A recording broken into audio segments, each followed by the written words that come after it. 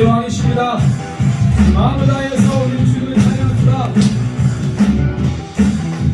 PPT 왕이신 나의 하나님 거룩한 주님의 영광 온 땅과 모든 만물이 송축하리라. 위대한 나의 하나님 사망을 이기신 예수 나의 힘 나의 구원자 찬양하리. 왕이신 나의 하나님 거룩한 주님의 영광 온 땅과 모든 만물이 송축하리라.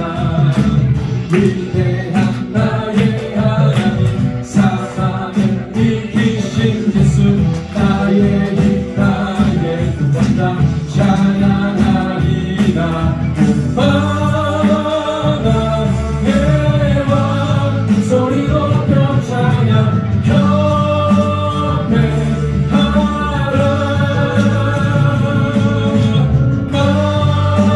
만왕의 왕 소리 높여 찬양 경배하라.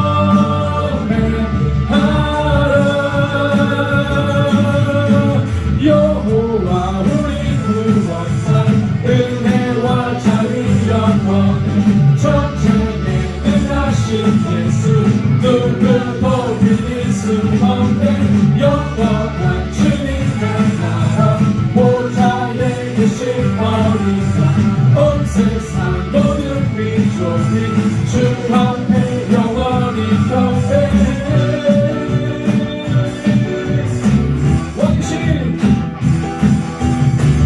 왕이신 나의 하나님 거룩한 주님의 영광 온 땅과 모든 만물이 송축하. 경배합니다. 위대한 나의 하나님 사망을 이기신 예수 나의 힘 나의. 한 번 더 주를 빕시다. 왕이신 나의 하나님 왕이신 나의 하나님 거룩한 주님의 영광 온 땅과 모든 만물이 송축하리라. 위대한 나의 하나님 사망을 이기신 예수 나의 힘 나의 구원자 찬양하리라. 오 만왕의 왕 소리 높여 찬양 경배하라.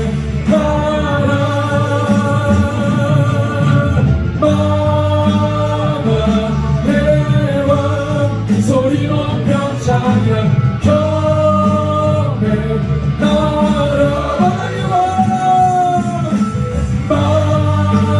만왕의 왕 소리 높여 찬양 경배하라.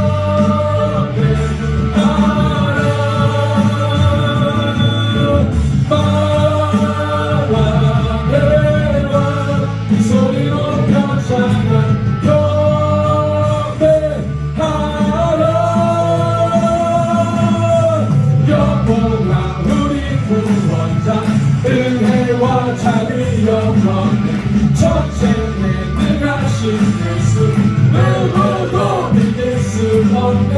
영원한 주님의 나라 보좌에 계신 어린 양 온 세상 모든 민족이 주 앞에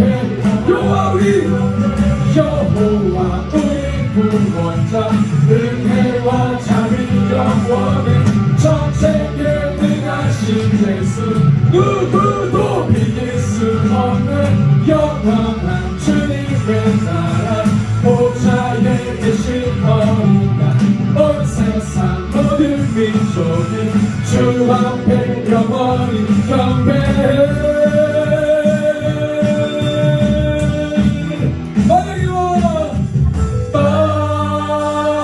만왕의 왕 소리 높여 찬양 경배하라.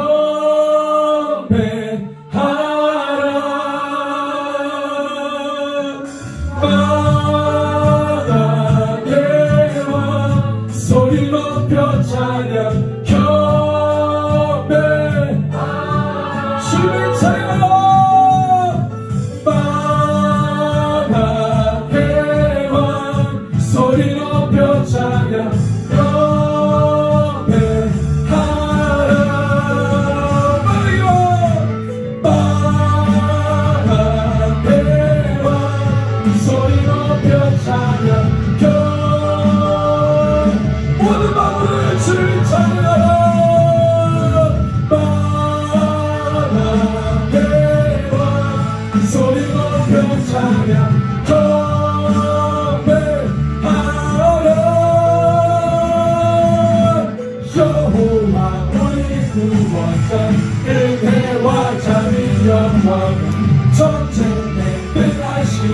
예수 누구도 비길 수 없는 영원한 주님의 나라 보좌에 계신 어린 양 온 세상 모든 민족이 주 앞에 여호와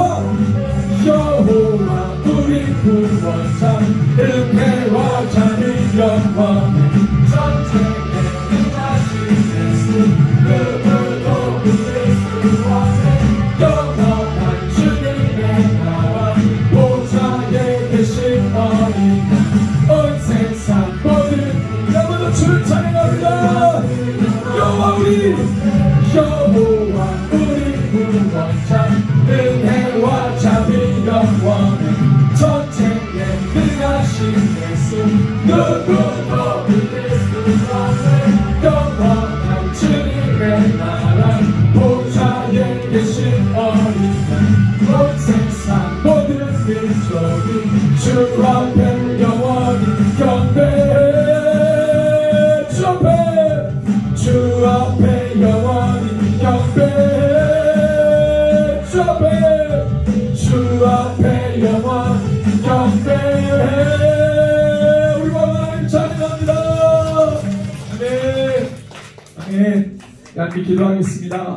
함께 기도할 때 주님 우리 영원하신 왕 우리의 삶의 참된 주인이신 예수 그리스도 우리에게 다시 오시겠다고 약속하신 그 주님 우리가 그분을 잊지 않습니다. 주님 주신 명령을 붙들고 하나님 달려가는 교회가 되게 하여 주시옵소서. 모든 세대가 하나님 주님 앞에 서 있습니다. 하나님 세상 권세 예수 이름으로 멸하고 마지막 때 승리하는 모든 세대 교회가 되게 하여 주시옵소서. 우리 삶을 올려드리면서 함께 주의 이름으로 간구하겠습니다. 주여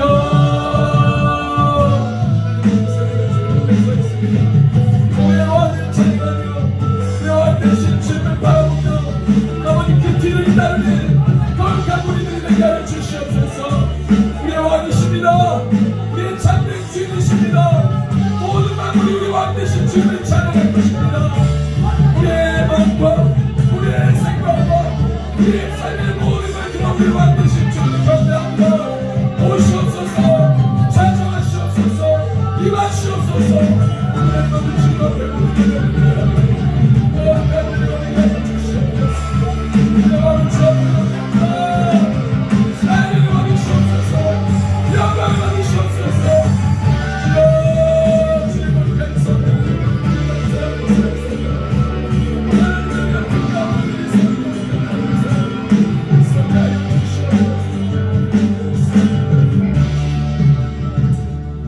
오늘 예배도 준비를 부르셨습니다. 예배 가운데 주의 음성 듣기를 원합니다. 말씀하시고 주의 종들이 그 말씀 앞에 무릎 꿇고 우리의 삶을 내어드리며 하나님 또한 오늘 주의 음성 가운데 결단하며 나가는 귀한 시간 되게 하여 주시옵소서. 그렇게 우리와 함께하여 주실 예수 그리스도의 이름으로 기도합니다. 아멘.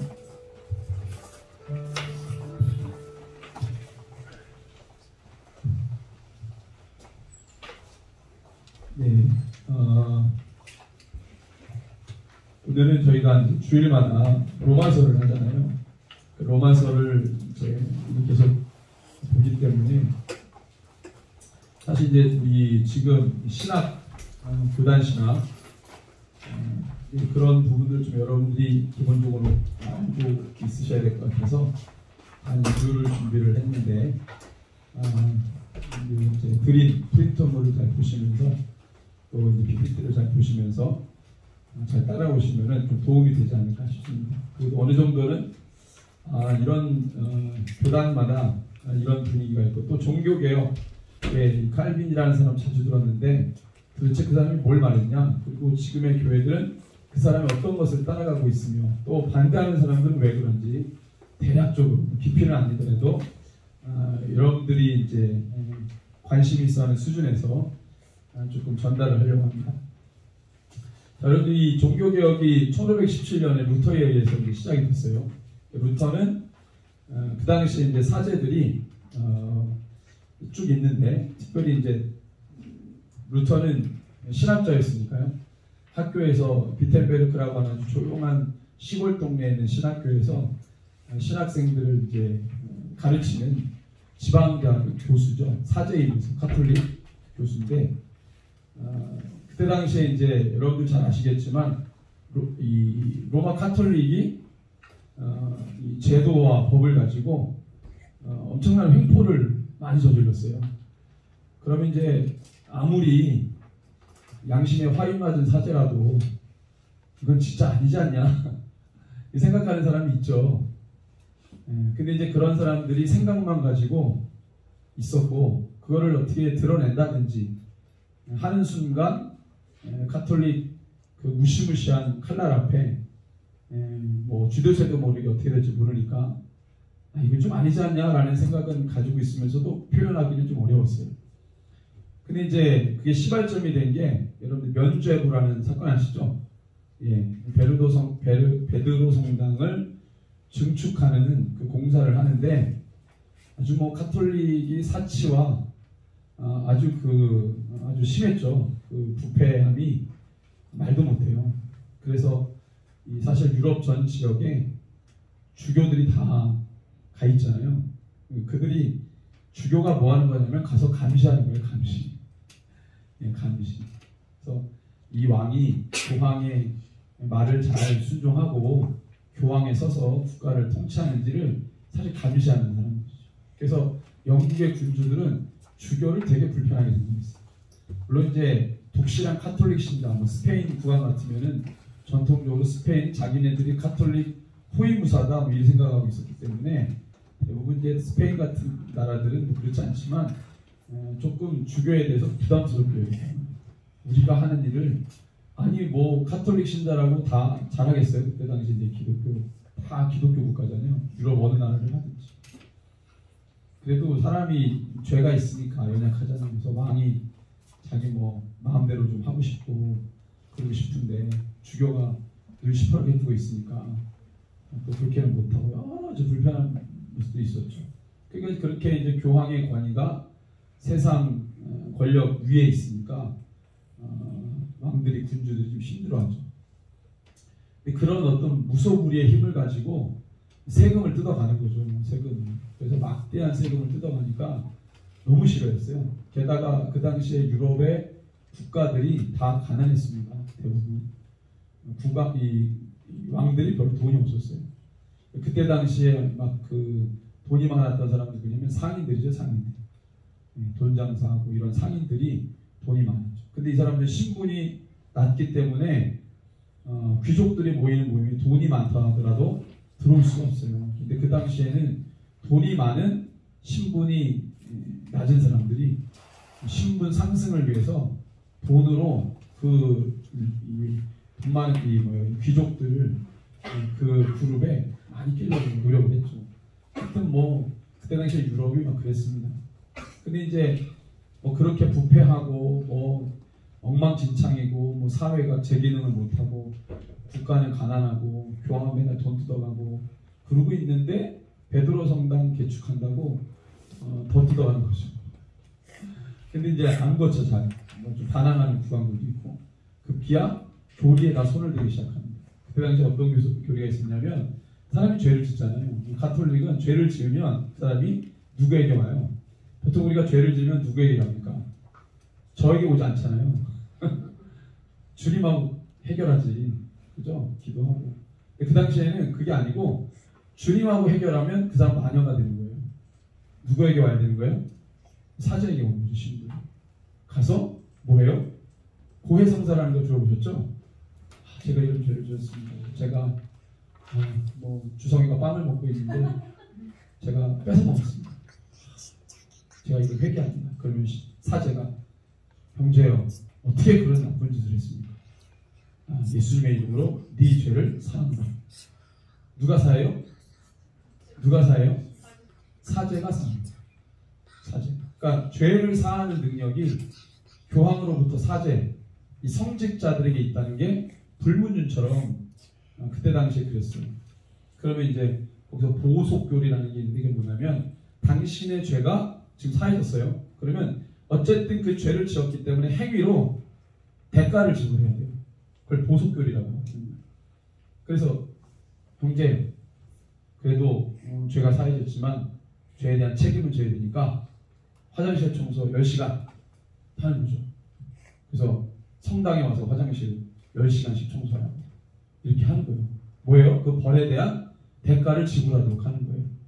여러 가지 보속교리 안에 그 죄에 대한 대가, 형벌을 받도록 하는 여러 가지 내용들이 있었는데 그 중에 헌금도 있었어요. 그러니까 이제 너 10시간 화장실 청소할래? 10,000원 낼래? 뭐 하시겠어요, 여러분들? 이런 그래서 그때 그런 사람이 많아졌거든요. 돈 내고 그냥 무슨 10시간 내? 나사기 헌금인데. 그래서 드리는 그 헌금 그런 식으로 그 보속교리가 점점점 강화돼서 면죄부까지 가는 거예요. 그래서 그 당시에는 원래는 면죄부라고 하면 안 돼요. 면벌부가 맞아요. 이 면죄부는 원래 죄를 사해주는 표가 아니고요. 그 보속에 있는 그 죄에 사하해지고 난 다음에 그 죄에 대한 대가를 지불하는 형벌을 없애준다는 거예요. 그러니까 너가 얼마 내면 너 죄 지었지? 그러면은 뭐 옛날 같았으면 헌금을 내든지 뭘 내든지 막 이런 걸 했는데 그 헌금이 강화가 돼서 뭐가 된 거예요? 면벌부가 된 거죠. 돈 내면 너 이제 죄에 대한 대가 지불하는 거예요. 아 그래요? 심지어는 너가 아버지가 믿지 않고 주었어요. 그러면 너가 그 아버지 이름으로 헌금을 내. 그럼 그 아버지가 믿지 않고 죽어서 지옥 가셨다가 갑자기 어느 날 뿅 천국에 가셨네? 왜요? 얘가 돈을 내고 뭘 샀어요? 면죄부를 산 거예요. 자기 아버지. 그럼 아버지가 지옥에서 뜨겁게 뜨거워 이러고 있다가 갑자기 어느 날 딴 너무 좋은 거예요. 이렇게 말도 안 되는 이런 교리들이 뒤죽박죽 있었다는 거죠. 그래서 그 막대한 면죄부를 팔고 그 돈을 베드로 성당 짓는데 이제 막 쓴 거죠. 사치하고. 그러니까 이게 이제 양심 있는 사제들 눈에는 교황이 죄가 없다는 것도 실수하지 않는다는 것도 교회법 위에 있다는 것도 견디기 힘들었는데 이거 말도 안 되는 법을 만들어내니까 그때 뚜껑이 열린 거예요. 근데 이제 루터 같은 사람은 이렇게 생애를 보면 이 사람 굉장히 성격 굉장히 강한 사람이었어요. 엄청 강한. 이 사람의 특징이 집요함이 있었어요. 집요. 학자잖아요, 학자. 근데 학자들도 덜 집요하신 분이 있는데 이분은 굉장히 집요하신 분이에요. 이분이 좋아했던 건 뭐냐면 원어풀이를 너무 좋아했어요. 그래서 헬라어 히브리어에 능통한 사람이었다. 그때 당시에 사제들이라고 다 헬라어 히브리어에 능통한 게 아니거든요. 그거 아주 특수하게 발달되신 분들이 있어요. 그러니까 이제 그렇게 히브리어 또는 헬라어 개념으로 성경을 보다 보니까 지금 카톨릭이 하는 짓이 말도 안 되는 짓들이 많잖아요. 그러다가 면죄부 사건 통해서 꼭 뚜껑 열려가지고 그때 자기가 생각해왔던 카톨릭의 불편한 거를 몇 개, 95개를 쫙 적어가지고 비텐베르크 교회이면서 학교 책플실 그 문 앞에다가 붙인 거예요. 그러니까 처음에 이거를 붙였을 때 대자보를 붙일 때는 일이 이렇게 크게 될 거라고 생각 안 한 거지. 이거 말도 안 되잖아. 양심상 했는데 그게 난리가 나는 거죠. 왜요? 그걸 쓴 걸 유럽에 있는 많은 곳으로 이 95개의 반박문이 전해지게 돼요. 어떻게 전해졌을까요? 인쇄기로 막 찍어서 그때 마침 뭐가 발명이 됐어요? 인쇄기가 발명이 돼가지고 순식간에 막 그 95개조 그 인쇄기 없을 때는 어떻게 해야 돼요? 95개조 내용을 다 써야 되죠? 힘들어. 이거 그 종교개혁이 안 돼. 이거 너무 뺏겨 쓰라고 하면 힘들어. 근데 이걸 찍어내니까 엄청나게 급속도로 확산이 된 거예요. 이 내용 자체가. 그러니까 힘이 실리잖아요. 그 정보의 속도라는 게 그게 중요해요. 속도가 빠르면 빠른 만큼 사람들이 그 정보를 빨리 받아들일 거예요. 빨리 알게 돼요. 그러면 계몽이 일어납니다. 계몽. 그죠? 깨어지잖아요. 그래서 종교개혁, 루터의 종교개혁이 시골에서 있었던 종교개혁이 일파만파 확산이 되면서 엄청난 파장을 일으킵니다. 그 기존에 양심이 좀 있었던 사람도 있을 거 아니에요. 다른 지역에, 다른 국가에도. 루터의 이 글을 보고 뭐예요? 뒤집어진 거죠. 맞아. 나도 이렇게 생각했어. 그러면서 이 종교 개혁 운동이 일어나게 된 거죠. 그 중에서 우리가 제일 잘 아는 분이 누굽니까? 칼빈이죠. 칼빈. 이제 이분이 이 장로교의 근간이 되는, 장로교 신학의 근간이 되는 교리를 만들었죠. 약관의 나이 25세가 되기도 전에 이분이 기독교 강요 이 책을 써가지고요, 초판을 써서 내용을 보면 이분이 천재예요. 천재. 칼빈이 14살 때 대학 입학했어요. 14살 때. 14살 때 뭐 하셨어요? 전 손가락 발릴 수 있어요. 이분이 14살 때 대학에 입학했다고. 엄청난 수제예요. 머리가 튀인 사람이에요, 이 사람. 그러니까 이 나중에 이제 원래는 카톨릭 신부가 되려고 아빠가 이제 시켰는데 그게 안 됐어요. 안 되고 변호사가 됐죠, 변호사. 이 칼빈은 평신도입니다. 사제가 아니고 목사님이 아니고 평신도. 변호사. 또 워낙 머리가 뛰어나고 이 인문학 쪽의 발달이 어마어마하니까요. 그래서 이분이 기독교 강요라는 책을 쓰죠. 거기에 보면 지금 우리 장로교가 고수하고 있는 신학의 대부분을 이분이 만들죠. 근데 가톨릭에서 개신교로 이렇게 나올 때 말하자면 종교 개혁을 일으키게 만든 이 말씀이 성경이 바로 로마서입니다. 로마서. 그러니까 루터가 로마서를 읽다가 뒤집어진 거예요. 그래서 어느 부분을 읽다가 뒤집어졌다고 알려져 있냐면 우리가 잘 아는 1장 로마서 1장 17절이죠. 네. 복음에는 하나님의 의가 나타나서 믿음으로 믿음에 이르게 하는 기록된 오직 의는 믿음으로 말미암아 살리라. 이 말씀을 읽고 뒤집어진 거예요. 사실 아는 말씀인데 왜 뒤집어졌겠어요? 그때 당시에 카톨릭 하고 있는 짓들이 너무 말도 안 되는 짓이. 뭘 하고 뭘 행위를 하고 돈을 막 쏟아붓고 이런 것들로 신앙을 이야기하니까 그걸 하고 있는 가운데 이 말씀을 보면 진짜 신앙이 뭔지를 여기서 알게 되는 거죠. 그래서 이건 안 되겠다. 그래서 그 성령이 말할 수 없는, 견딜 수 없는 그 마음을 주셔가지고 그 일들을 하고 이게 일파만파 전 유럽에 퍼지고 칼빈도 역시 마찬가지로 그 마음을 받아서 종교 개혁을 일으킵니다. 그래서 이제 종교 개혁을 일으킨 이제 칼빈이 교리를 만드는데요. 그게 이제 오늘 우리가 보려고 하는 거예요. 여기 보시면 칼빈의 5대 교리라는 게 있죠. 장로교의 신학 근간이 되는. 그래서 교단으로 치면, 교파로 치면, 교단, 교파 그러면 장로교, 감리교, 성결교, 침례교, 그 다음에 오순절 이 5개를 교파 그러죠. 교단 그럼 뭐예요? 장로교 안에 교단이 몇 개 있죠. 장로교 안에 교단 그러면 뭐 제일 많은 데가 한 12,000교회 합동 교단, 그리고 말 바꿔서 통합. 그 합동 목사님들 모이면 우리 통합하자 그러고 통합 목사님들 모이면 우리 합동하자 그러고 이런 얘기가 있어요. 뭐 교단 이름을 비켜봐야 되는 적이 있어요. 합동, 통합. 그 다음에 이제 백서, 그 다음에 이제 뭐 여러 기타 등등의 부소교단들이 있고, 그 다음에 기장 이렇게 있죠. 앞에 예장 그러면 예수교 장로회, 기장 그러면 기독교 장로회 이렇게 되는 거예요. 예장, 기장. 교단이죠, 교단. 장로교의 교단이 이렇게 있는 거고. 그 다음에 성결교파의 교단이 몇 개 있죠? 그래서 예성, 기성이 있어요. 예수교 대한성결회, 기독교 대한성결회, 예성, 기성. 이런 교파 교단들이 있는데 이 모든 교단 교파들이 다 어느 신학을 처음부터 가졌냐면 이 칼빈의 신학을 따릅니다. 칼빈. 자, 그리고 그 다음에 신학이 나눠지죠. 감리교 같은 경우는 오늘 이제 우리가 칼빈 그러면 장로교 신학의 창시자. 그 다음에 아르메니우스.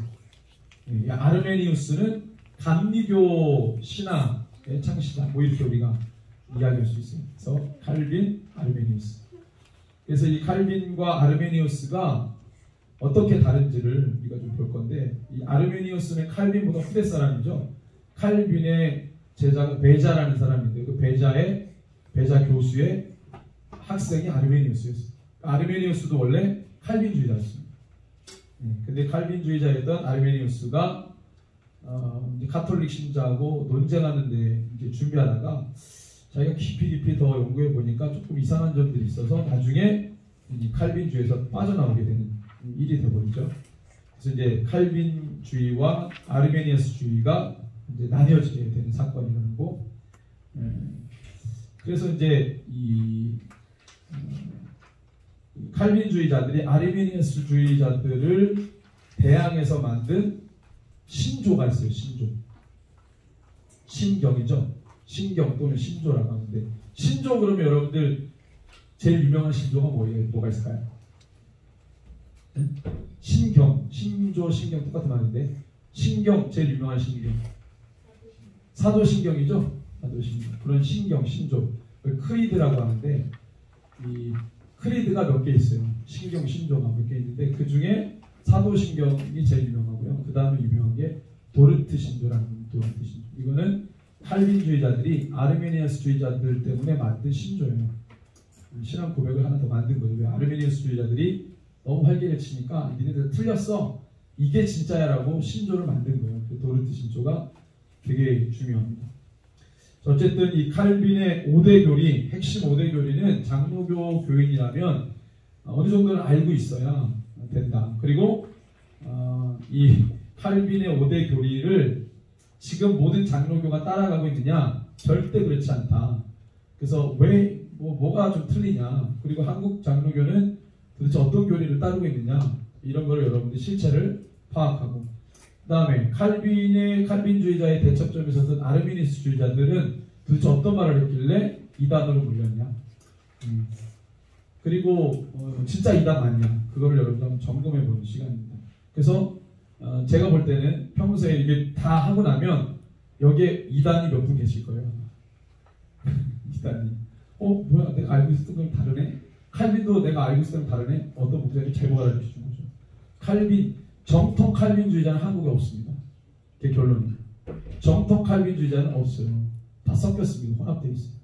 그래서 이 내용도 어디서 발췌한 거냐면 천하무적 아르뱅주의라고 하는 이 책 두꺼운 게 있습니다. 이거는 칼빈주의와 아르미니아스주의를 섞어놨다. 한국은 혼합된 신학이다.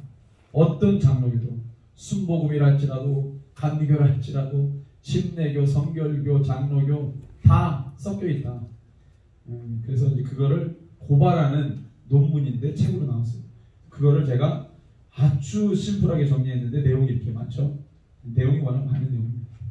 그래서 대략적으로 여러분들 이 정도는 아시라고 제가 설명해 드리는 거예요. 500년 동안 칼빈주의 신학이 많이 조금 칼빈이 이상했다기보다는 그 칼빈주의자들이 후대에 내려오면서 좀 많이 여러 시대의 어떤 이데올로기의 도전도 있었고 역사의 여러 어려움도 있었고 그러면서 막 많이 변질되고 왜곡되고 그랬어요. 예를 들면 합동 측, 우리나라 총신대 장로교 중에서는 두 학교가 중요한데 총신대는 합동이죠. 합동 교단신학교고요. 장로교는 통합의 교단신학교예요. 근데 합동은 칼빈주의죠. 장로의 신학대학교는 바르트라는 사람이 중요해요. 바르트는 근대 사람입니다. 칼빈은 중세 사람이죠. 그러니까 500년 차이가 나죠. 바르트라는 사람도 원래 칼빈주의에서 시작했어요. 근데 칼빈주의를 깊이 연구하다 보니까 이상한 게 많아. 그래서 나중에 이 사람이 뭐까지 얘기하냐면 만인 화해설이라는 얘기를 했어요. 아주 쉽게 말하면 이거예요. 지옥은 없다 이거예요. 지옥은 없다. 하나님이 지옥을 만들었냐. 예수님이 모든 사람을 위해 다 죽으시고 그때부터 고통이라는 거 없고 죄라는 거 없고 이래가지고 모든 사람이 다 하나가 됐다. 화목하게 됐다. 평화를 이루었다. 이런 이야기를 합니다. 그러니까 이제 칼빈주의자들 볼 때는 저거 자유신학자 나쁜 놈이죠. 제가 바르트를 표방하는 주의 학교에서 공부를 했습니다. 굉장히 부끄럽습니다. 왜 거길 갔는지. 어디 갔다고 말도 못하면 부끄러워가지고. 하여튼 그런 학교로 전락해버리고 그 학교는 이제 통합 측의 대표 학교지만 통합측에 7개 신학교가 있는데 이 아주 동성연애 이 동아리 그것도 받아들이고 종교통합 이런 것들 뭐 공공연하게 얘기하고 그런 학교가 되어버렸어요. 그런 신학의 완전히 온상이 되어버렸습니다. 자, 그래서 그러면 총신대 칼빈주의 총신대는 온전하냐? 엉망진창입니다. 여러분들 오늘 잘 들으시고 왜 그렇게 됐는지를 잘 보시면 돼요. 자, 우리 프린트들을 보실까요? 예. 칼빈 5대 교리라고 있죠. 칼빈에 너무 많은 교리가 있는데 이 5대 교리가 핵심이에요. 이 5가지를 여러분들이 대강 알고 있으면 이런 거구나 하고 좀 잘 알 수 있어요. 그래서 5대 교리, 아르메니우스의 5대 교리. 그래서 이 5가지의 카테고리가 있습니다. 타락, 선택, 속죄, 은혜, 견인. 죄의 문제부터 시작해가지고 구원에 이르는 모든 주제들인데요. 이 5가지의 카테고리를 가지고 첨예하게 대입해요. 그래서 칼뱅의 5대 교리가 먼저 있죠. 그거를 반박하는 아르메니어스의 5대 교리예요. 그래서 칼빈이 첫 번째 이 토탈 디프레버티라고 하는 전적 타락, 잘 보이시죠? 전적 타락이라고 하는 교리를 1교리로 만들었어요. 이야기했어요. 그래서 내용을 보시면 예레미야 17장 9절이 핵심 구절인데 같이 한번 읽어보겠습니다. 시작. 만물보다 거짓되고 심히 부패한 것은 마음이라 그랬습니다. 자, 요 전적 타락의 핵심 내용은 뭐냐면 구원에 관해서 인간이 할 수 있는 거 아무것도 없다는 거예요. 왜? 완전히 타락이다. 인간은 완전히 타락이다. 아담이 범죄할 때 인간은 회복 불능 상태, 토탈, 모든 것이 다 부패했다. 타락했다. 전적인 타락. 그래서 그 내용을 보면 그래요. 전적 타락 그러면 방점이 어디에 있냐면 타락에 있는 게 아니고 전적에 있어요. 전적.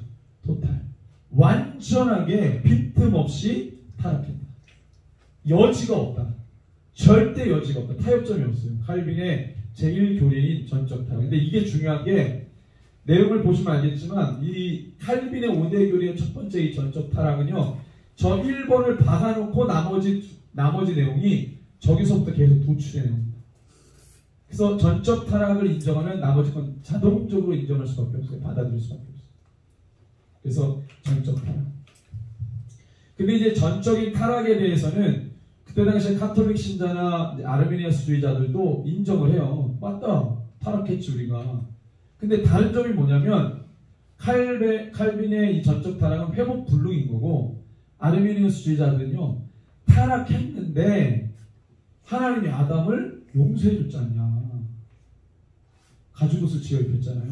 그때 자유의지가 회복됐다. 이렇게. 뭐가 회복됐다? 자유의지. 일부. 회복이 됐다.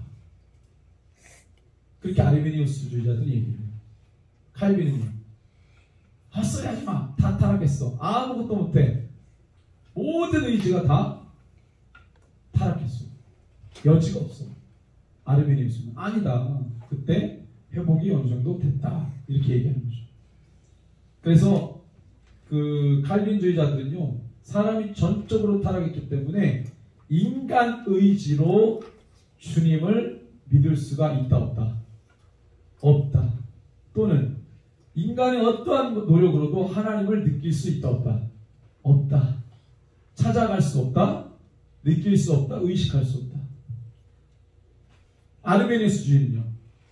타락했는데 아담을 용서해 주실 때 일부 회복한 부분들 때문에 우리는 그걸 선행교리라고 하는데요. 하나님이 선행, 아담을 용서해 주신 것을 선행이라고 해요. 선행은총. 그걸 선행은총이라고 하는데 그것 때문에 일부 회복된 것으로 우리는 하나님이 우리에게 나타내실 때 우리는 그걸 느낄 수 있다. 이렇게 했어요. 그러니까 어느 게 조금 적극적이겠어요? 어느 쪽이 좀 적극적입니까? 아르메니우스 쪽은 좀 적극적이죠. 그래서 칼빈은요. 아니다. 우리는 무조건 안 돼. 우리 쪽에서는 무조건 다 타락했기 때문에 원천 봉쇄. 그래서 하나님이 뭐예요? 믿음을 주셔도 우리가 막 열심히 해가지고 이게 받는 게 아니고 하나님이 믿음을 뭘로 줬다? 선물로 줬다. 내 노력 없이 그냥 하나님이 선물로 줬다. 선물이라는 단어를 썼어. 그러니까 우리 쪽에서만 뭔가를 열심히 해서는 안 되고 우리는 전적으로 타락했기 때문에 하나님이 그 선물로 주셔요. 그렇게 얘기하는 거죠. 그래서 이렇게 칼빈주의자들이 전적 타락을 주장하는 이유가 있어요. 그거는 뭐냐면 하나님의 절대 주권 때문에. 그래서 우리 이 1쪽의 밑에를 보시면 구원에 관한 한 인간이 할 수 있는 것은 전혀 없음을 강조할 때 상대적으로 하나님의 절대 주권을 강조하게 된다고 믿는 거예요. 칼빈주의자. 그래서 절대적으로 이 전적 타락 교리에 대해서 양보하지 않아요. 하나님의 절대 주권과 연결되어 있다고 보기 때문에. 근데 이제 칼빈이 왜 이렇게 이거를 첫 번째 교리로 내걸었냐? 그때 당시에 상황이 많이 좌우했다고 보는 거예요.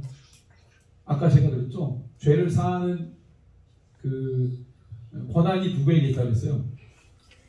사제. 누구로부터 시작해서? 교황으로부터 시작해서.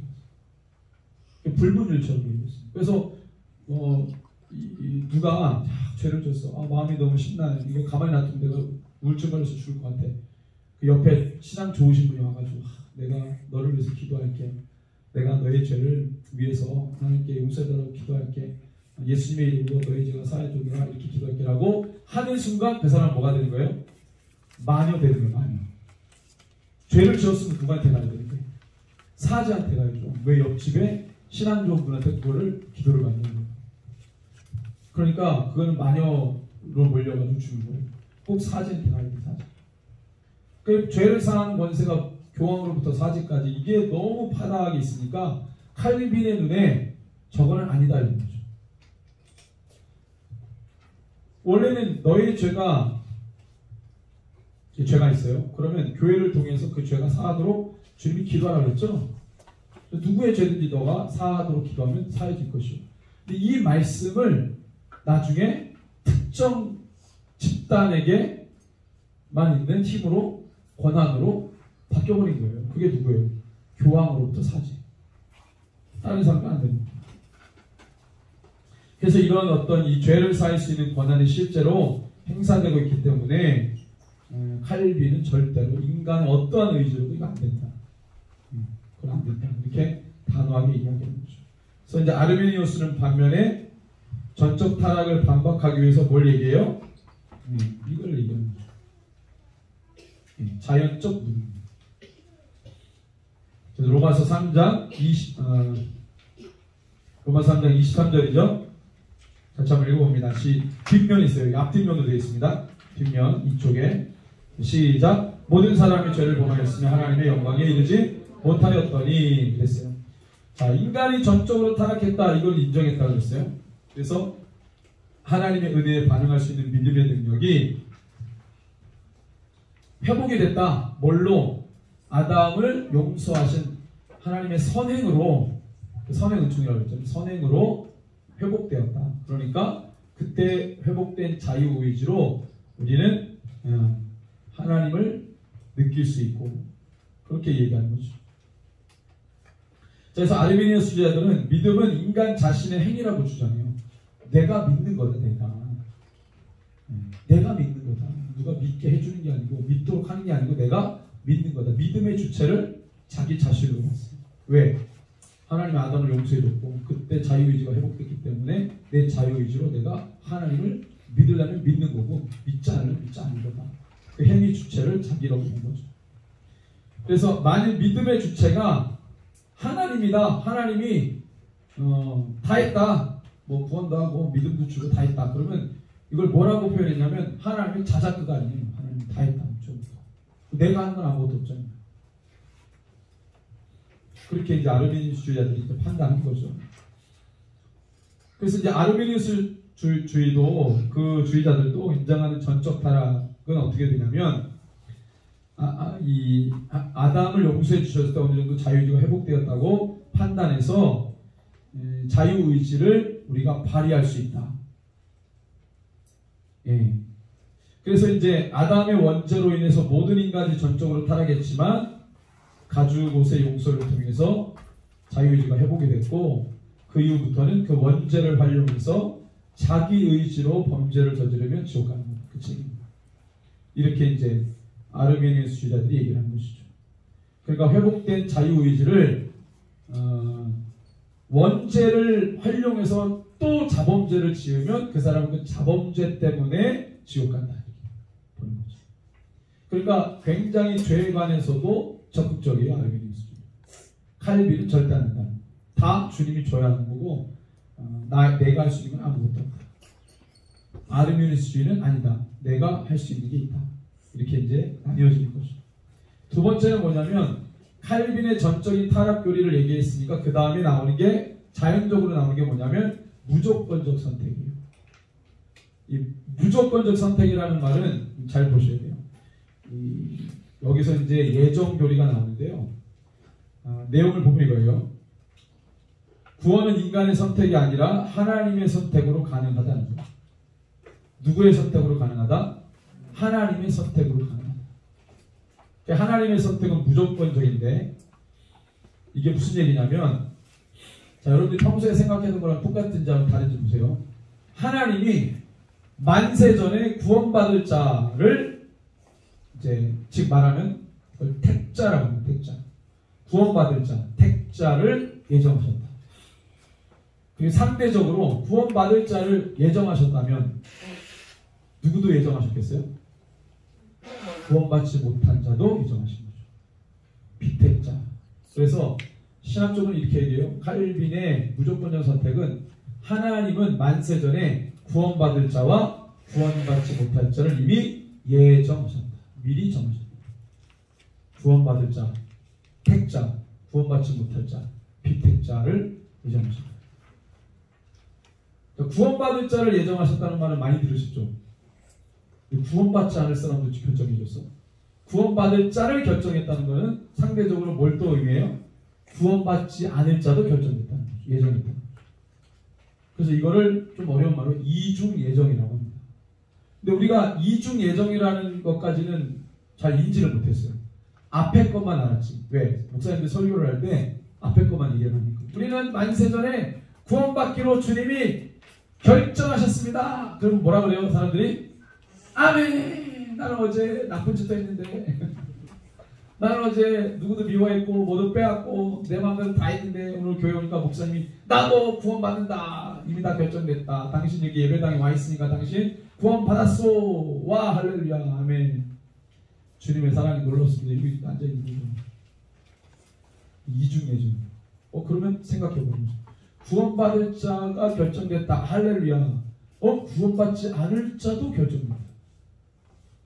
그래서 보통은 이 칼빈의 무조건적 선택에 관련해서는 이중 예정까지 생각을 못해요. 그래서 이거는 뭐예요? 전적인 타락 이후에 나오는 자연적인 결론이죠. 인간이 할 수 있는 건 아무것도 없다. 그러니까 하나님이 다 결정해줘야 돼요. 다 이미 정해져야 돼요. 그죠? 그래서 만세전에 예정하셨다. 그래서 우리 에베소서 1장 4절 5절을 볼까요? 에베소서 1장 4절에서 5절 시작. 곧 창세전에 그리스도의 안에서 우리를 택하사 우리로 사랑 안에서 그 앞에 거룩하고 흠이 없게 하시려고 그 기쁘신 뜻대로 우리를 예정하사 예수 그리스도로 말미암아 자기 아들들이 되게 하셨으니. 이 말씀의 핵심 구절이에요. 이 말 때문에 이 교리가 나온 거예요. 창세전에 만세전에 이미 예정이다.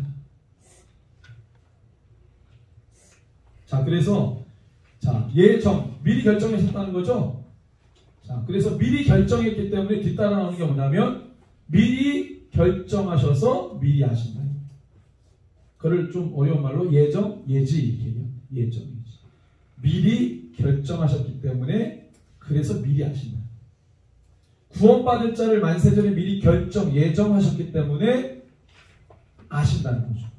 제가 이걸 왜 강조하냐면 아르메니우스주의는 이 반대로 얘기하거든요. 예지, 예정이에요. 칼빈은 예정, 예지예요. 아르메니우스는 예지, 예정이에요. 먼저 결정해서 알았느냐? 알아서 결정했다는 거예요. 머리 아픕니다. 그래서 여러분들 프린트를 잘 보시면서 따라오시면 되겠습니다. 자, 그래서 아르메니우스는 조건적인 선택을 주장해요. 칼빈은 무조건적인 선택, 아르메니우스 아니다, 조건적 선택이다, 이렇게 보는 거죠. 로마서 8장 29절, 로마서 8장 29절 같이 읽습니다. 시작. 하나님이 미리 아신 자들을 또한 그 아들의 형상을 본받게 하기 위하여 미리 정하셨으니 이는 그런 많은 형제 중에서 맏아들이 되게 하려 하십니다. 자, 칼뱅의 전적인 타락을 이제 아르메니우스주의자들도 인정한다고 했어요. 이제 다른 거는 아담을 용서하실 때 인간 자유주의도 허락이 됐다, 가능하게 됐다 이제 보는 거죠. 그래야 이제 하나님이 자신을 나타내 주실 때 어느 정도 우리가 그분을 인식할 수 있지 않겠어요? 그죠? 완전 타락했으면 보여줘도 모를 거 아니에요. 우리 타락했으니까. 근데 자유의지가 어느 정도 회복이 됐으니까 나타내 주시면 우리가 의식할 수 있죠. 그죠? 반응할 수 있고. 칼빈의 전적인 타락은 우리 쪽에서 절대 어떤 반응도 할 수 없다 이렇게 되어 있어요. 원천 공세. 어떠한 반응도 할 수 없다. 반응하는 순간 전적 타락이 아니다 이렇게. 근데 아르메니우스주의는 아니다. 자유주의가 어느 정도 회복이 됐기 때문에 주님이 우리를 나타내 주신 우리는 그것을 어느 정도 인식하고 인지할 수 있다. 그분을 받아들일 수 있는 여지와 행위의 책임이 가능해졌다. 그게 주장하는 거예요. 근데 칼빈은 절대 이걸 허용하지 않습니다. 그래서 아르메니우스주의자들은요, 하나님의 은총을 받을지 말지를 본인이 결정할 수 있다고 봤어요. 칼빈은 본인 편에서 어떤 것도 못한다고 했죠. 아르메니우스는 우리 편에서 믿을지 말지, 받아들일지 말지를 결정할 수 있다. 이렇게 이야기하는 것이죠. 때문에 이러한 선택의 결과에 대한 책임은 전적으로 누구에게 있어요? 그래서 그 책임은 누구에게 있는 거예요? 인간에게 있는 거죠. 우리에게 책임이 있다는 거예요. 왜? 우리가 받을지 말지를 결정하니까. 그래서 이제 아르메니우스주의도 칼뱅처럼 구원에 있어서 하나님이 예정하신다고 믿는데 차이가 좀 있죠. 아까 말씀드렸어요. 예. 칼빈은 예정, 예지, 미리 결정하셔서 아신다는 거고 아르메니우스주의는 반대예요. 예지, 예정. 예. 그래서 이건 아주 간단해요. 하나님이 전지전능하시잖아요. 전지전능. 그죠? 예지, 전지 똑같은 말입니다. 하나님 전지전능하시니까 모든 걸 엄청난 예지력으로 아시는 거잖아요. 그러니까 이 사람이 구원 받을지 안 받을지, 받아들일지 말지를 아시는 거 모르시는 거예요? 아시는 거죠. 그래서 알기 때문에 결정하시는 거죠. 예. 어디에 방점을 두느냐가 좀 달라요. 예. 그래서 아르메니우스주의는 칼뱅의 예정 예제를 강하게 거부하고 이중 예정에 대한 개념 때문에 이걸 받아들일 수 없어요. 왜?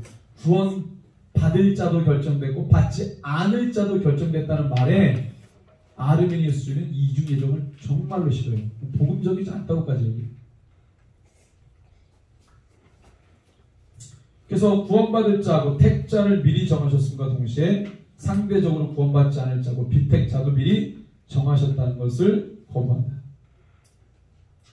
그래서 하나님은 누구를 구원하고 누구를 구원하지 않을지 영원 전에 미리 다 예정했다 안 했다? 안 했다고 보는 거죠. 아르메니우스주의. 자, 그럼 여러분들 만약에 완전 칼빈주의자다 그러면 어떤 사람은 창세전부터 이 사람은 구원받기로 결정됐어. 근데 어떤 사람은 창세전에 결정이 안 돼가지고 못 받아. 결정이 안 되면 영원토록 못 받는 거예요. 그 사람이 어떤 난리를 쳐도.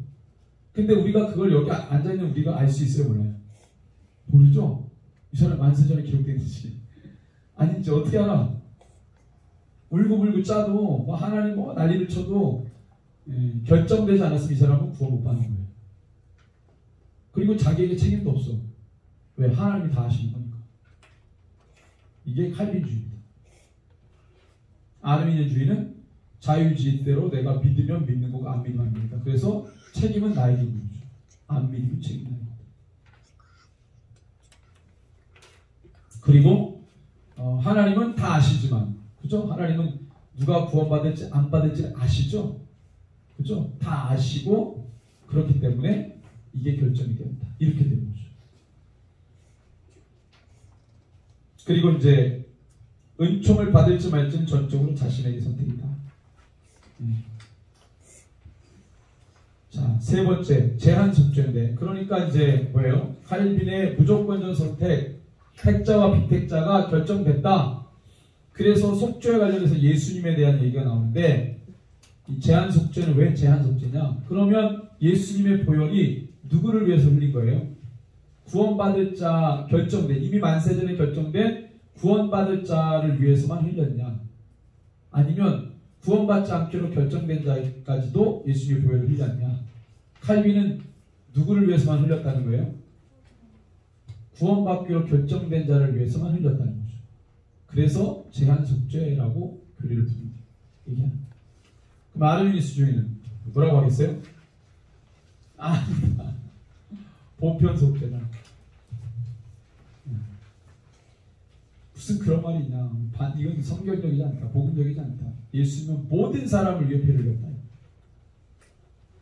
칼빈은 아니다. 구원받을 사람만 위해서 피를 흘린다. 이 두 부류가 다 결정된 거예요. 칼빈은.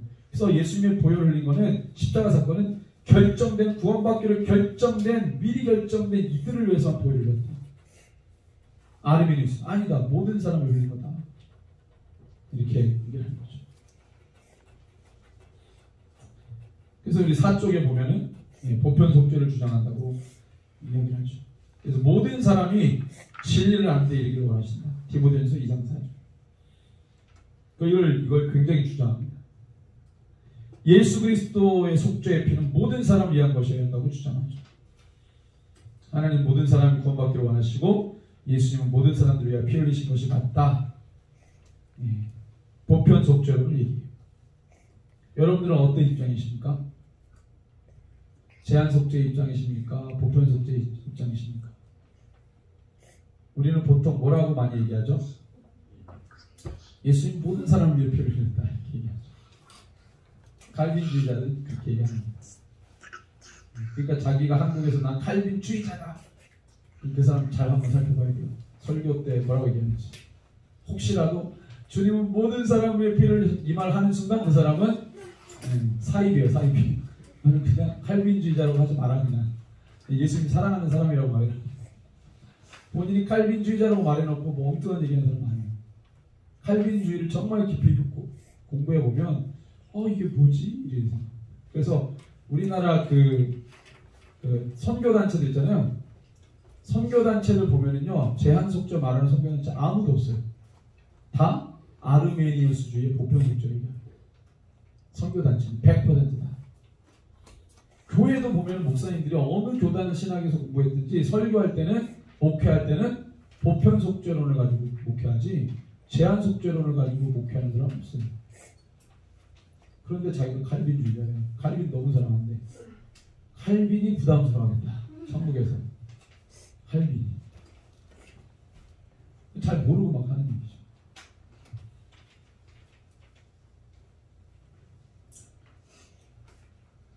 자, 그래서 제한속죄에서 나오는 게 거부할 수 없는 문제죠. 자, 쉽게 말씀드릴게요. 아주 자연스러워 논리정연하게 전적인 타락. 우리 모든 걸 다 타락했기 때문에 아무것도 할 수 없다. 그래서 하나님이 다 해줘야 된다. 무조건적인 선택. 다 이미 결정 났다. 그냥 우리는 다. 그래서 구원받기로 이미 결정된 사람에게만 예수님이 보혈 흘렸기 때문에 그 사람은 하여튼 100% 구원이죠. 그러니까 거부할 수 없다 이거예요. 거부하면 어떻게 돼요? 큰일 나요. 거부할 수 없다. 칼빈은 1 더하기 1은 2다 라고 하는 거죠. 이 공식이 딱딱 들어맞아야 돼요. 전적인 타락, 그래서 무조건적인 선택, 그래서 제한 속죄니까 거부할 수 없다. 거부할 수 없다.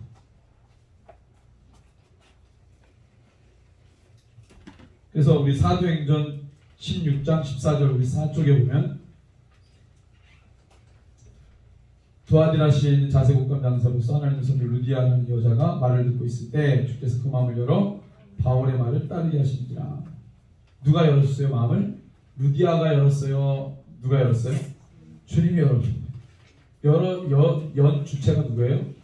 주님이라고, 주님. 그래서 칼빈은 그거 봐라. 루디아가 한 게 아니지 않냐. 하나님이 열었다 그 마음을. 그래서 네가 하는 게 아니고 주님이 하는 거다. 그래서 받아들일 수밖에 없었고 거부할 수밖에 없는 거다.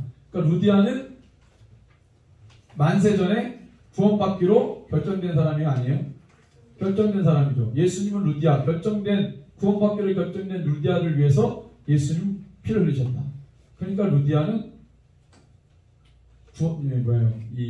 거부할 수 없는 은혜를 받았다. 거부할 수 없다. 되는 거죠. 그래서 우리 사쪽의 이제 내용들을 보면 쭉 읽어보시면, 자, 구원에 있어서 하나님은 구원받을 자를 미리 정하셨기 때문에 예수는 그들을 위해 피를 흘리셨고, 때문에 그렇게 온 복음은, 믿음은, 구원은, 은혜는 내가 절대로 거부할 수 없다. 단 내가 구원받았음이 확정되고 이미 예정되었어. 나는 전제하에. 자, 그럼 한번 물어볼게요. 내가 복음을 듣는데 약간 좀 거부감이 있어. 이 사람 뭐예요? 만세전에 결정된 사람 맞아요? 안 맞아요? 내가 좀 말씀이 좀 이렇게 튕겨내고 싶네. 좀 불편하네. 그럼 이 사람 뭐예요? 만세전에 구원받기로 결정 안 될 가능성이 99%다. 근데 말씀을 다 받아들여. 복음의 말씀 다 받아들여. 이 사람은 뭐예요? 만세전에 구원받기로 결정됐음이 확실하다. 99%. 제가 지금 하는 말이 맞습니까? 틀립니까? 맞았다고 하면 이상한 거예요, 여러분들. 이게 좀 이상하다 그래야죠. 어떻게 그렇게 기계적으로 그렇게 얘기합니까? 그렇죠? 근데 칼빈의 교리는요, 그렇게 결정이 돼 있는 겁니다. 자, 그러면 상대적으로 이런 이론도 가능하죠. 한번 구원이 예정되고 확정되었다면 내가 아무리 발버둥치며 거부해도 구원은 취소될 수 있다, 없다? 없다. 또 어떤 사람이 구원받기를 아무리 애를 써 믿는다 해도 예정되지 않았으면 구원에 이를 수 있다, 없다? 그러니까 이런 이론도 가능한 거죠. 칼빈의 저 교리로 따지면. 그죠? 왜? 우리끼리는 잘 알아요, 몰라요? 모르잖아. 이 사람 좀 받는다. 어떻게 알아? 누구만 안다는 거예요, 그러면? 이 사람이 만세전부터 정말 구원받기로 결정됐다 또는 안 됐다라는 걸 누구만 안다는 거지? 하나님만 아시지. 우리끼리. 여러분들 옆에 한번 쳐다보세요. 이게 결정된 사람인지 아닌지 한번 모양을 보세요. 네?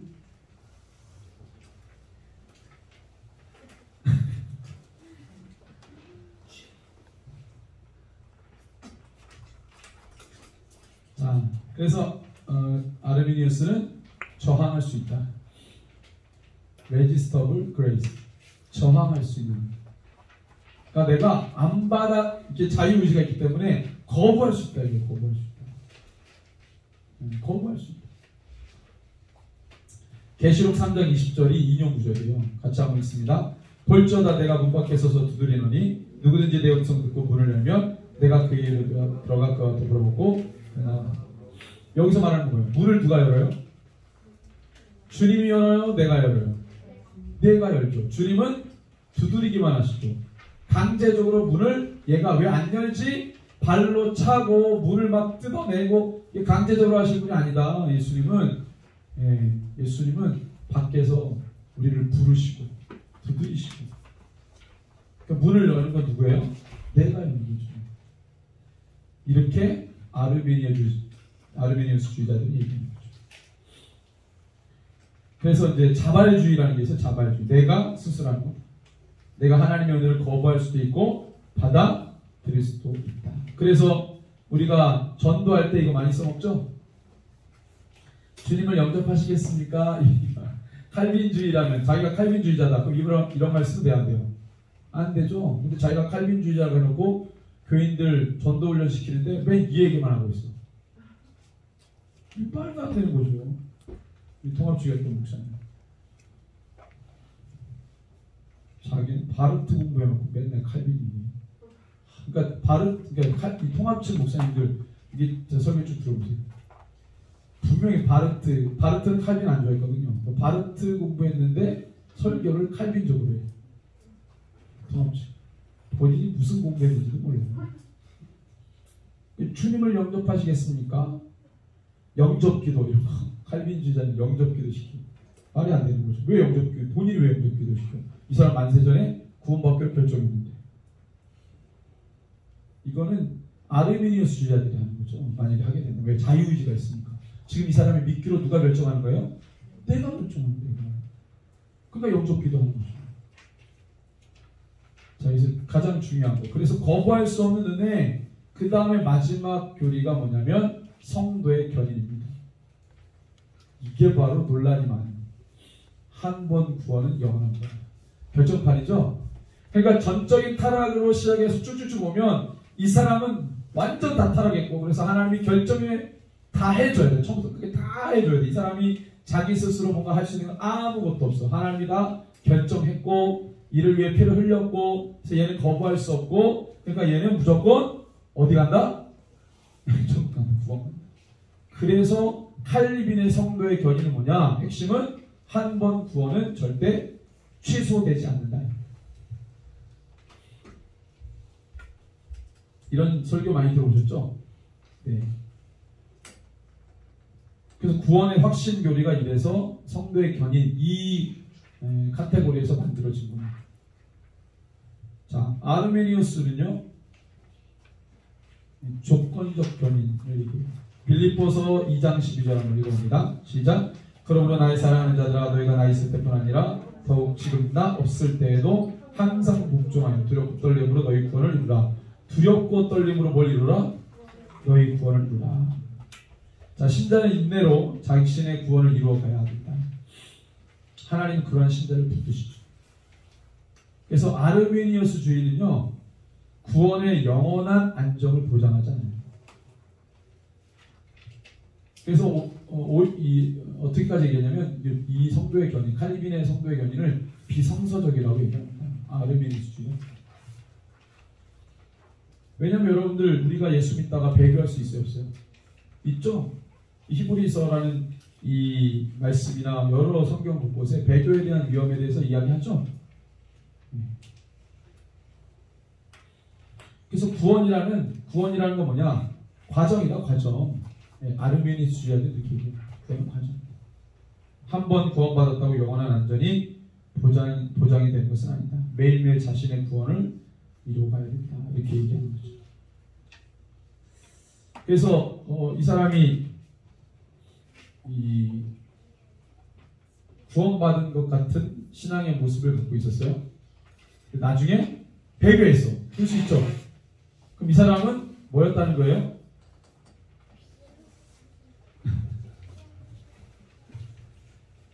이 사람은 진짜 만세전에 구원받기로 결정된 사람이 아니라 흉내내고 있었다. 흉내내고 있었다. 칼빈주의자입니다. 원래 그 사람은 만세전에 결정된 자가 아니었다. 이렇게 보는 거죠. 언제 알 수 있어요? 이 사람이 가짜라는 걸. 칼빈의 교리로 본다면 배교를 해서야 하는 거지. 그 사건이 나와야 하는 거지. 그 사건이 없으면 이 사람은 모르는 거예요. 죽을 때까지. 진짜인지 가짜인지. 제가 늘 얘기하는 거 있잖아요. 그 불가지론자. 최초의 불가지론자. 우리 누구죠? 미국의 복음 전도자 빌리 그레이엄 목사님. 그분하고 같이 살겠던 이 찰스 뭔데 이 목사님 이름이 이분이 나중에 불가지론자가 됐다 그랬죠. 엄청나게 복음 전도 사역을 이 빌리 그레이엄 목사님과 같이 했는데 나중에 불가지론자가 됐어요. 노인이 돼가지고 요양원에 있는데 기독교 기자가 찾아가서 인터뷰를 했죠. 당신은 빌리 그레이엄과 엄청나게 사역을 했던 분인데 왜 이렇게 불가지론자가 됐습니까? 근데 그분이 노인이 되신 그분이 내가 예수에게는 미안하지만 내가 예수님을 거부한 그 행동은 후회하지 않는다. 그렇게 딱 한마디 얘기했어요. 그리고 정말 너무 놀랍게 1주가 2주 후에 돌아가셨어요. 그분이 그렇게 돼서 막 사실은 미국에 엄청나게 충격이었죠.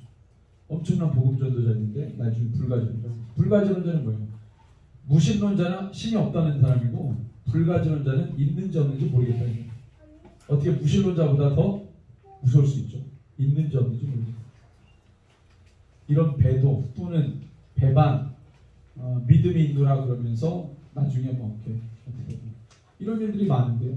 어떻게 한 번 구원이 영원한 구원이라고 못 박아 알려주셨어요. 그리고 나중에 배교를 해서야 그 사람이 가짜였구나. 이게 뭐야 이게 말이 안 돼요. 근데 이런 어떤 이제 차이들이 있는 거죠. 그래서 지금 이제 한국은 어떤 신학이 있냐면요. 칼빈의 5대 교리, 전적 타락이면서 자연적 누름력. 그러니까 아르미니우스주의에 조금 더 무게가 있어요. 아르미니우스주의도 타락을 인정했죠. 그렇지만 자유의지가 어느 정도 회복됐다. 이게 섞여 있어요. 지금. 그 다음에 무조건적 선택이면서 조건적 선택이다. 이걸 다 섞어놨어요. 무조건적 선택이 뭐예요? 택자와 비택자가 결정됐다. 조건적 선택은 뭐예요? 아니다. 결정된 게 아니다. 그래서 예지 예정이라고 했죠. 하나님이 구원받을 자와 구원받지 못할 자를 아시는 거죠. 미리 엄청난 예지력으로 아시는 거죠. 그리고 그 사람이 어떻게 될지를 결정됐다. 뭐 이렇게 가는 거죠. 그러니까 이게 잠깐 섞여 있는 거죠. 그 다음에 제한 속죄와 보편 속죄는 어디에 많이 따라갑니까? 보편 속죄를 많이 따라가죠. 모든 사람이 피를 흘린다. 저항할 수 있는 은혜도 마찬가지죠. 그죠? 우리는 하나님을 복음을 믿을 수도 있고 믿지 않을 수도 있다. 아르미니우스주의 이 두 개는 이 속죄와 은혜에 관련해서는 견인에 관해서는 구원에 관해서는 어디에 많이 우리가 치중이 있습니까? 여기죠. 한 번 구원이 영원하고 거의 대부분의 그리스도인들이 여기에 빠져 있죠. 그러니까 자기의 삶의 성화가 별로 보이지 않아요. 그러니까 아르미니우스주의는 성화가 되게 중요해요. 구원이 이루어져 가는 거죠. 그래서 여기 이렇게 섞여 있죠. 그래서 성경적 구원론은 뭐냐? 저는 이제 이 출애굽기를 많이 봐요. 출애굽기에 보면은 구원론에 대해서 잘 가르쳐 주는 것 같아요. 구원의 시작이 뭐냐? 출애굽이죠. 죄에서 나오는 거예요. 그래서 죄악이죠. 바벨론 시기에는 뭐예요? 바벨론 포로 70년 끝나고 어디에서 나와야 돼요? 출바벨이죠. 그래서 에스라 신학은 뭐냐면 에스라 신학 또는 역대기 신학 똑같은 건데 역대기 신학은 이스라엘 백성들이 70년 포로 이후에 돌아와서 말씀 부흥운동을 일으킬 때 자기네들이 이 사무엘상하 열왕기상하 이 역사 신명기 역사만 말고 포로 끝나고 돌아온 자들이 다시 역사를 썼어요. 이게 역대기사관이죠. 역대상하 이걸 말해요. 역대기사관이. 역대기 역사는 포로 귀환 이후에 와서 말씀을 다시 역사를 재정립한 거죠. 그래서 이 역대기사관에는 뭐예요? 출바벨 이 신학이 들어가 있습니다. 그러니까 이스라엘이 출애굽이다. 이건 출바벨이고 신학화하면 출죄악이다. 우리가 죄악으로부터 나왔다. 그 다음에 홍해를 건너죠. 홍해를 건너는 건 뭐냐면 집단세례다. 집단세례. 하나님이 이 바다를 여시고 백성들을 집단으로 지나가게 했어요. 그 건너가기 전에 세례받기 전에 무슨 사건이 있었습니까? 이 어린 양의 피를 이 좌우인방 문설 좌우인방에다가 바르고 죽음의 사자가 넘어가죠. 이게 뭐를 의미한다고 했어요? 죄의 회개와 고백, 뉘우침. 왜? 무교절을 또 지키잖아요. 무교절 내내 무교병을 먹으면서 너희들이 어디에서 지금 나가는지를 기억해라. 성화를 기억하게 하고 이런 어떤 의미들이 있죠. 그 다음에 이들이 간 곳이 어디예요? 광야잖아요. 광야는 뭐 하는 곳입니까? 훈련받는 곳이죠. 훈련. 하나님께서 죽음의 사자도 넘어가게 했고 바다도 건너가게 했어요. 다 경험했어요. 그리고 광야에서 경험하게 하시는 건 뭐예요? 하나님의 말씀 어떻게 지키며 사는지. 근데 계속 불평불만해요. 심판이 있어요. 이게 계속 이어져 가는 거죠. 낮에는 구름기둥이, 밤에는 불기둥이 하나님의 현현이 늘 내 눈앞에 보이고 말씀은 부어지고 그리고 우리 안에 욕망은 계속 올라오고 거부하고 싶은 마음과 따라가야 되는 여러 조건들이 충돌하는 것이 광야죠. 이걸 통해서 우리가 어떻게 하나님의 백성으로 거듭나는지를 배우고 싸우고 이루는 것이 광야예요. 결국에 이게 뭐라는 거예요? 이게 바로 구원의 과정이죠. 성화되어지는 과정인데, 이 광야 사건 중에서 가장 중요한 사건이 뭐냐면 노뱀 사건이에요. 노뱀 사건.